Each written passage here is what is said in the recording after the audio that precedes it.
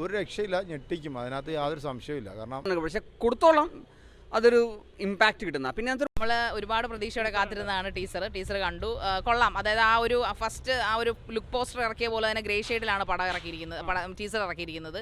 അതുപോലെ അർജുൻ അശോകനൊക്കെ വെറൈറ്റി ആയിട്ട് ചെയ്യുമെന്നാണ് പ്രതീക്ഷ. കാരണം ആ ഒരു എക്സ്പ്രഷനൊക്കെ കൊള്ളാം. പിന്നെ അതുപോലെ ആ ഒരു കാവ് പോലെ കാണിക്കുന്നൊക്കെ 4 ക്യാരക്ടേഴ്സുള്ളൂ. അപ്പോൾ ആ മമ്മൂക്കയുടെ ലാസ്റ്റത്തെ ഒരു 5 മിനിറ്റ്സ് ഉണ്ടല്ലോ, 5 അല്ല, ലാസ്റ്റത്തെ 2 മിനിറ്റ്സ് 3-4 സെക്കൻഡ്സ് വരുന്ന, അതായത് ഈ ഇന്ത മനയിലേക്ക് സ്വാഗതം എന്ന് പറയുമ്പോൾ ഇത്ര ഒരു അതിഥിയെ വെൽക്കം ചെയ്യുന്ന പറഞ്ഞാൽ അതൊക്കെ നല്ല രസമായിട്ടുണ്ട്.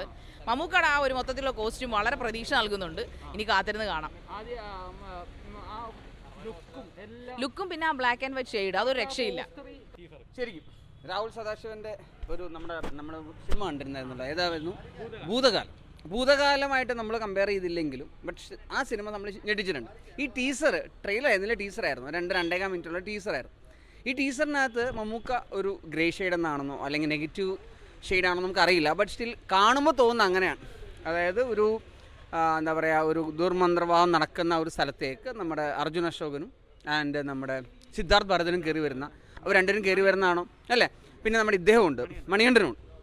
അപ്പം സിനിമയുടെ വളരെ ചെറിയൊരു ഗ്ലിംസ് മാത്രമാണ്, പക്ഷെ കൊടുത്തോളം അതൊരു ഇമ്പാക്റ്റ് കിട്ടുന്ന. പിന്നെ അതൊരു ബ്ലാക്ക് ആൻഡ് വൈറ്റ് ആണ്. കാരണം ഈ സമയത്ത് അല്ലെങ്കിൽ ഈ ഒരു കളർ ഗ്രേഡിംഗ് ഒക്കെ അത്രയും VFX ഒക്കെ ഉള്ളൊരു കാലത്ത് ബ്ലാക്ക് ആൻഡ് വൈറ്റ് കൊടുത്ത് എങ്ങനെയാണ് സിനിമ വിജയിപ്പിച്ചെടുക്കുമെന്ന് അറിയത്തില്ല. പക്ഷെ അത് വലിയ റിസ്ക് ഫാക്ടർ ഉണ്ട്. പക്ഷെ പക്ഷേ മമ്മൂക്ക ഉള്ളതുകൊണ്ട് അതിനെ പോസിറ്റീവാക്കി മാറ്റാം. കാരണം അദ്ദേഹം എടുക്കുന്ന ക്യാരക്ടേഴ്സും അദ്ദേഹം എടുക്കുന്ന സ്ക്രിപ്റ്റും സിനിമകളൊക്കെ ഭയങ്കര വ്യത്യസ്തമായതുകൊണ്ട് തന്നെ ഈ സിനിമയ്ക്കും വലിയൊരു ഹൈപ്പ് കിട്ടാൻ ചാൻസ് ഉണ്ട്, സിനിമ വിജയിക്കാനും ചാൻസ്.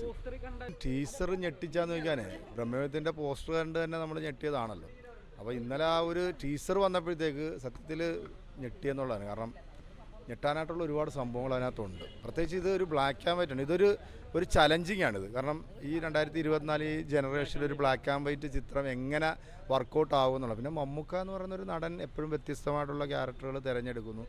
നെഗറ്റീവ് ഷെയ്ഡാണെങ്കിൽ പോലും പുള്ളിക്ക് അത് ഓക്കെ ആണെന്നുണ്ടെങ്കിൽ പുള്ളി ചെയ്യുമെന്നുള്ളത്. അപ്പോൾ പുള്ളി ഇതുവരെ സെലക്റ്റീവ് എടുത്തിരിക്കുന്ന എല്ലാ സിനിമകളും നമ്മളെ ഞെട്ടിച്ചിട്ടുള്ള സിനിമ. അതുകൊണ്ട് തന്നെ ബ്രഹ്മയുഗവും ഒരു രക്ഷയില്ല, ഞെട്ടിക്കും, അതിനകത്ത് യാതൊരു സംശയമില്ല. കാരണം അത്തരത്തിലുള്ളൊരു മേക്കിംഗ് നമുക്ക് ആ ടീസറിൽ തന്നെ കാണാൻ സാധിക്കുന്നുണ്ട്. അതിനകത്ത് പോസ്റ്ററിൽ കണ്ട ഒരു ലുക്ക് ഉണ്ടല്ലോ, ആ ലുക്ക് പൂർണ്ണമായിട്ടും തീർച്ചയായിട്ടും എനിക്കൊന്ന് അതിനെക്കാട്ടി കൊടൂരമായിരിക്കും. കാരണം ആ ടീസറിന്റെ അവസാനം നമുക്ക് ഒരു വിളക്ക് ഊതിക്കെടുത്തുന്ന ഒരു സീനുണ്ട്. ആ സീൻ ഒരു രക്ഷയില്ല കേട്ടോ. അത് ആ കണ്ണിലായിക്കോട്ടെ, എന്തും പുള്ളിയുടെ ബോഡി ലാംഗ്വേജ് തന്നെ എന്താ പറയുക, ഒരു ക്യാരക്ടർ ആയിക്കഴിഞ്ഞാൽ ആ ക്യാരക്ടറോട് പുള്ളിയുടെ ബോഡി ലാംഗ്വേജ് അടക്കം ഒഴുകി പോകുന്ന ഇതാണ് നമ്മൾ കണ്ടുകൊണ്ടിരിക്കുന്നത്. എന്തായാലും ബ്രഹ്മയുഗം ഒരു രക്ഷയില്ലാത്ത സംഭവം തന്നെ ആയിരിക്കും. പിന്നെ ഭൂതകാലം സിനിമ ഡയറക്റ്റ് ചെയ്ത പുള്ളിയാണ് ഇതെടുത്തിരിക്കുന്നത്. ഒരു വ്യത്യസ്തമായിട്ടുള്ളൊരു ഹൊറർ ചിത്രമായിരുന്നു. അപ്പോൾ അതുപോലെ തന്നെ ടീസർ കണ്ടു. സ്റ്റാർട്ടിങ്ങിൽ അർജുന ഷോയുടെ കുറേ കാര്യങ്ങൾ, പിന്നെ സിദ്ധാർത്ഥ് ഭരതൻ അവസാന ഒരു 15 സെക്കൻഡാണ് മമ്മൂക്കയെ കാണിക്കുന്നത്. ഡെവിൽ ലുക്ക് ഉണ്ട്. പിന്നെ പുള്ളി ലാസ്റ്റ് ഒരു ഊതിക്കിടക്കുന്നൊരു സീനുണ്ട്, അതൊക്കെ ഗംഭീരമായിരുന്നു. ഒരു ഭയങ്കര ക്വാളിറ്റി ആയിരിക്കും. ആ പോസ്റ്റർ കണ്ട ലുക്ക് ക്വാളിറ്റിയാണ്, ഭയങ്കര ക്വാളിറ്റി ഔട്ട്പുട്ടാണ് പ്രതീക്ഷിക്കുന്നത്. പിന്നെ നല്ലൊരു theatre experience. Black and white ആണെന്ന് തോന്നുന്നു പടം, ഫുൾ ബ്ലാക്ക് ആൻഡ് വൈറ്റ് ആയിരിക്കുമെന്നാണ് എക്സ്പെക്ട് ചെയ്യുന്നത്.